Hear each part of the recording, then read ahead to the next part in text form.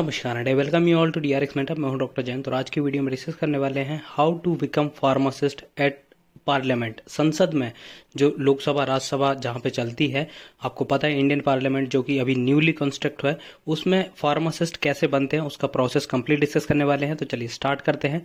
But उससे पहले यदि आपने चैनल को सब्सक्राइब नहीं किया था, चैनल को सब्सक्राइब कर लीजिए सो दैट आपको फार्मेसी से रिलेटेड जितनी भी इंपॉर्टेंट अपडेट है वो मिलती रहेगी।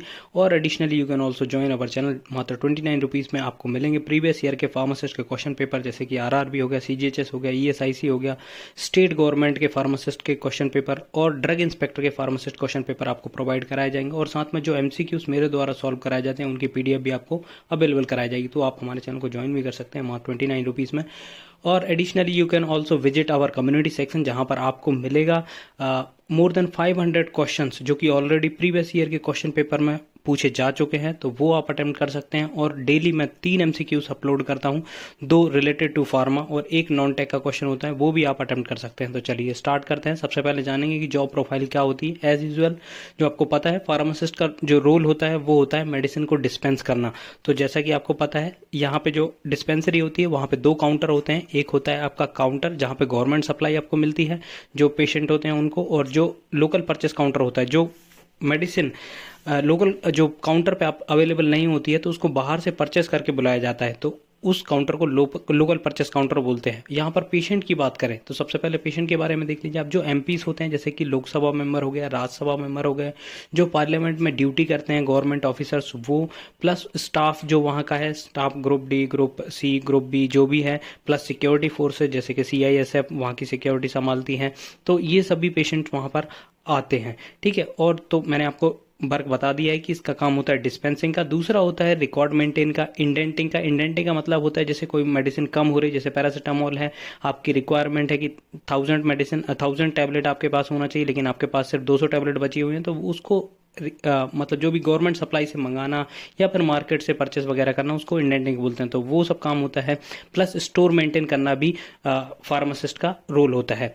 नेक्स्ट, जो पार्लियामेंट्री फार्मासिस्ट होता है उसकी सैलरी की बात करें तो आपको पता है सेंट्रल गवर्नमेंट के जितने भी फार्मासिस्ट होते हैं उसका जो लेवल होता है वो 5 होता है। तो उसको मिलता है बेसिक्स मिलता है, प्लस डीए मिलता है, एचआरए मिलता है, ट्रैवलिंग अलाउंस मिलता है, हॉस्पिटल पेशेंट केयर अलाउंस मिलता है। तो लेवल 5 के अकॉर्डिंग जो सैलरी मिलती है बेसिक, वो मिलती है 29,200, प्लस इस पे आपको मिलता है 50% डीए मिलता है, 30% जैसे दिल्ली में पार्लियामेंट है तो 30% एचआरए मिलता है, तो 50% के हिसाब से होता है 14,600 रुपये। एचआरए आपको मिलेगा 30% के हिसाब से 8,760 रुपये। ट्रैवलिंग अलाउंस आपको मिलने वाला है 5400 रुपये। और हॉस्पिटल पेशेंट केयर अलाउंस जो कि फिक्स होता है लगभग 4100 रुपये आपको मिलेगा। तो टोटल आपकी सैलरी बनेगी पर मंथ 60,060 रुपये बनेगी। अब यहाँ पर आपके डिडक्शन होने वाले हैं, 3 डिडक्शन होंगे मेनली। सबसे पहला होता है आपका एनपीएस का, जो न्यू पेंशन स्कीम के अंडर आप आते हैं तो उसका डिडक्शन होता है। सेकंड होता है यदि आप टैक्स स्लैब में आते हैं तो, ठीक है, आप टैक्स स्लैब में आते हैं तो उसका पैसा कटता है। थर्ड आपका पैसा कटता है सीजीएचएस का। सीजीएचएस जो कि हेल्थ फैसिलिटी प्रोवाइड करती है। यदि आप और आपके जो डिपेंडेंट्स होंगे, आप जॉब करने वाले हो गए, आपके साथ जो भी डिपेंडेंट्स होंगे जैसे आपकी वाइफ हो गई, आपके मदर फादर हो गए, तो उन सब का जो हेल्थ फैसिलिटी प्रोवाइड करता है उसका लगभग 250 रुपये यहाँ पर सीजीएचएस का कटता है। तो ये आपको ये तीनों डिडक्शन के बाद आपको सैलरी मिलेगी, जो कि आपको बनेगी लगभग 50 से 55 हज़ार रुपये आपकी सैलरी पर मंथ आपको मिलने वाली है। नेक्स्ट डिस्कस करते हैं कि अदर फैसिलिटीज़ क्या क्या मिलती हैं। तो आपको मिलता है एक सेंट्रल गवर्नमेंट के नॉर्म के हिसाब से चाइल्ड एजुकेशन अलाउंस मिलता है और एलटीसी मिलता है। चाइल्ड एजुकेशन अलाउंस में आपको मिलता है 27,500 पर चाइल्ड आपको मिलता है, उसकी नर्सरी से लेके 12 तक की स्टडी कराने के लिए। यदि मैक्सिमम 2 चाइल्ड तक मिलता है तो लगभग 54,000 पर ईयर आप ये वाला अलाउंसेस ले सकते हैं यदि आपके 2 चाइल्ड हैं तो।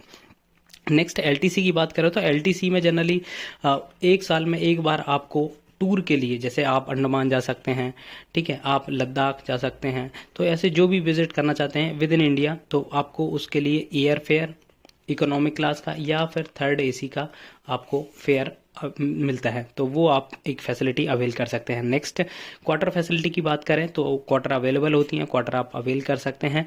बट यदि आप क्वार्टर फैसिलिटी अवेल करेंगे तो आपको एचआरए नहीं मिलेगा, और आपको क्या देना पड़ेगा, एक मेंटेनेंस चार्ज होता है लगभग 2 से 3 हज़ार रुपये, ये मेंटेनेंस चार्ज होता है वो आपको देना पड़ेगा, प्लस इलेक्ट्रिसिटी बिल और जो भी रहता है वो सब आपको देना पड़ेगा, और एचआरए आपको नहीं मिलेगा। तो एचआरए कटने के बाद फिर आपकी सैलरी बनती है। तो आप क्वार्टर फैसिलिटी अवेल कर सकते हैं। जनरली आपको 3 BHK यहाँ पर हाउस मिलता है। नेक्स्ट प्रमोशन की बात करें तो सेंट्रल गवर्नमेंट में प्रमोशन आपको पता है, सबसे पहले आपके जो इनिशियल होता है फार्मासिस्ट ग्रेड पे होता है, 2800 ग्रेड पे आपको मिलता है। फिर आप सीनियर फार्मासिस्ट बनते हैं, 4200 ग्रेड पे पहुंच जाते हैं। 2 साल बाद 2 साल आपको काम करना पड़ेगा फार्मासिस्ट ग्रेड पे 2800 पे। फिर आप फार्मेसी ऑफिसर बनते हैं आफ्टर 10 ईयर। 10 साल आप जब 4200 ग्रेड पे काम कर लेते हैं तब आपको फार्मेसी ऑफिसर का डेजिग्नेशन मिलता है और 4600 ग्रेड पे आपका हो जाता है। नेक्स्ट फिर 10 ईयर बाद जब आप 4600 पे 10 ईयर स्पेंड कर लेते हैं तब आपको सीनियर फार्मेसी ऑफिसर जो कि 4800 ग्रेड पे होता है वो ग्रांट किया जाता है। तो ये प्रमोशन चैनल होता है फार्मासिस्ट का पार्लियामेंट्री। ट्रांसफ़र की बात करें तो यहाँ पर ट्रांसफ़र पॉलिसी नहीं होती है। यदि आप कोई ब्लेंडर वगैरह करेंगे तो आपको भेजा जा सकता है, बट यदि आप पंक्चुअल हैं और अच्छे से काम कर रहे हैं तो यहाँ पर ट्रांसफ़र फैसिलिटी नहीं होती है। नेक्स्ट हॉलीडे और लीव्स की बात करें तो आपको 10 CL मिलती है, 10 मेडिकल मिलती है और 30 EL मिलती है, जो कि एड ऑन होती रहती है हर साल। जैसे आज इस साल 30 मिली आपको, तो यदि आपने उसमें से 2 खर्च करी तो 28 नेक्स्ट टाइम ऐड हो जाएंगी, मतलब 28 ऐड कर लीजिए 30 में, तो जो भी होगी आपकी वो नेक्स्ट आपको ईयर में आपको 58 हो जाएगी। ऐसे मेडिकल भी आपकी ऐड ऑन होती है, यदि आपने नहीं ली है तो वो लैप्स नहीं होती है, ऐड ऑन होती जाती है। CL बट आपको साल में 10 ही मिलती है, वो आपको लेना होता है और हर साल ये लैप्स होती रहती है। EOL ले सकते हैं आप, एक्स्ट्रा ऑर्डिनरी लीव, ये आप अवेल कर सकते हैं। ये विदाउट पे लीव होती है। जैसे आप कई बार होता है कि 1-2 महीने के लिए जाना है, कहीं कुछ करना है, तो आप ले सकते हैं। आपको 30 दिन की छुट्टी और मैक्सिमम 60 दिन की छुट्टी आपको मिल सकती है, लेकिन वो विदाउट पे होती है, वहाँ पर आपको पैसा नहीं मिलेगा। अब यहाँ पर लेकिन एक प्रॉब्लम होती है कि यदि आपकी कोई छुट्टी सैंक्शन हुई है या आप छुट्टी पे गए हैं या छुट्टी लेने वाले हैं, तो ड्यूरिंग जो पार्लियामेंट्री सेशन होते हैं, जैसे लोकसभा राज्यसभा की जो सिटिंग होती है, जैसे शीतकालीन सत्र हो गया, ग्रीष्मकालीन सत्र हो गया, मानसून सत्र हो गया, स्पेशल सेशन होते हैं, तो जब भी पार्लियामेंट चलती है तो उस टाइम में आपकी जो लीव होती है वो कैंसिल हो जाती है, जो सैंक्शन हुई है वो भी कैंसिल हो जाती है और आप ले नहीं सकते उस ड्यूरेशन में कोई लीव। एक्सेप्शन केसेस में होता है, यदि किसी के घर में डेथ हुई है, कुछ हुआ है, या फिर किसी की शादी ही है, तब उस केस में डिफरेंट है, बट नॉर्मली आपको लीव नहीं मिलती है। नेक्स्ट हेल्थ फैसिलिटी, जो जैसे कि मैंने आपको बताया CGHS के 250 रुपये कटते हैं, तो इसमें आप और आपकी जो हेल्थ आपके डिपेंडेंट्स होते हैं, जैसे आपकी वाइफ हो गई, आपके मदर फादर हो गए, ठीक है, और आपके ब्रदर एंड सिस्टर भी इसमें आते हैं। मैक्सिमम एज उनकी है 18, जब तक वो 18 साल के नहीं हो जाते हैं, 18 के हो जाते हैं तब उनका नाम हट जाता है। जब तक वो 18 के नहीं हो जाते हैं तब तक वो जो CGHS की फैसिलिटी है वो अवेल कर सकते हैं। नेक्स्ट इसका प्रोसेस क्या होता है, तो देखिए पहले 2019 से पहले की बात करूं मैं, तो 2019 से पहले इसका एग्ज़ाम जो कंडक्ट कराता था वो CGHS खुद ही कराता था। CGHS का आपको एग्ज़ाम एडवर्टाइजमेंट आती थी, एग्ज़ाम देना होता था, एग्ज़ाम यदि मेरिट में आते हैं तो फिर आपका फर्दर प्रोसेस के लिए बुलाया जाता था। लेकिन अब 2019 के बाद से SSC इसका एग्ज़ाम कंडक्ट कराता है, जो आपने देखा होगा अभी फेज़ 12 के थ्रू वैकेंसी आई हुई है।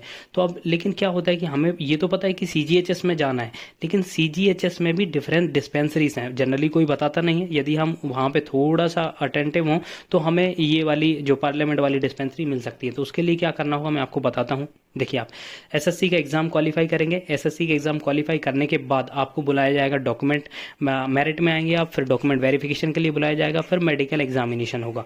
मेडिकल एग्जामिनेशन जब पास हो जाएंगे तब कई बार क्या होता है, कई बार या मोस्टली टाइम आपको प्रेफरेंस दिया जाता है कि आपको किस जोन में जाना है। तो जो CGHS की डिस्पेंसरीज हैं दिल्ली में वो डिवाइड हैं central zone, east zone, north zone and south zone. इसमें डिफरेंट डिस्पेंसरीज हैं। जैसे ईस्ट जोन के अंदर मैं आपको बताऊं, मैं ईस्ट जोन में वर्क कर रहा था तो 20 डिस्पेंसरीज हैं। यहाँ पे भी ऐसे 20 डिस्पेंसरीज हैं। तो जो पार्लियामेंट की डिस्पेंसरी आती है वो सेंट्रल जोन में आती है। तो जब भी आपको प्रेफरेंस की बात की जाए तो आप सेंट्रल जोन प्रेफर करना। सेंट्रल जोन में भी आपसे पूछा जाए कि कौन सी डिस्पेंसरी लेना चाहते हैं तो आपको पार्लियामेंट डिस्पेंसरी टिक करना है। मैक्सिमम टाइम क्या होता है कि आपको मिल जाती है, बट कई बार क्या होता है जहाँ पे वैकेंसी होती है वहाँ पर आपको भेज दिया जाता है। जैसे कई बार क्या होता है कि आप, जैसे मेरे केस में क्या हुआ था कि मैंने लेट ज्वाइन किया था, तो मुझसे पहले जो कैंडिडेट थे उनने सब ने, किसी ने साउथ जोन ले लिया, किसी ने सेंट्रल जोन ले लिया, तो बहुत अच्छी अच्छी डिस्पेंसरी मिल गई। लेकिन मेरे टाइम पे क्या हुआ कि यहाँ पर वैकेंसी हो गई फुल, तो फिर मेरे को ऑप्शन मिला ईस्ट जोन जाने का। तो मैं फिर ईस्ट जोन में गया था, और ईस्ट जोन में भी जहाँ फार्मासिस्ट रिटायर हो रहे होते हैं या फिर जहाँ फार्मासिस्ट की कमी होती है वहाँ पर भेज दिया जाता है। तो जब यदि आपकी जॉब लगती है, आप DB क्वालिफाई कर लेते हैं, ME में भी मतलब मेडिकल एग्जामिनेशन में भी आपका हो जाता है, तो आप जितना जल्दी हो सके उतना जल्दी जाके ज्वाइन करें। तो जिससे क्या होगा कि आपको प्रेफरेंस मिल सकती है। ये अदरवाइज यदि आपने लास्ट में ज्वाइन किया तो आपके लिए प्रेफरेंस नहीं रहेगा, आपको फिर डायरेक्टली जहाँ पर वो देंगे वहाँ पर आपको जाना पड़ेगा। आई होप ये इन्फॉर्मेशन आपको समझ में आई होगी, है ना। तो ये सब प्रोसेस होता है। तो आई होप ये वीडियो आपको अच्छा लगा होगा। तो प्लीज़ सब्सक्राइब करिए, वीडियो को लाइक करिए, शेयर करिए एंड कमेंट करिए। Thank you. नमस्कार एंड वेलकम यू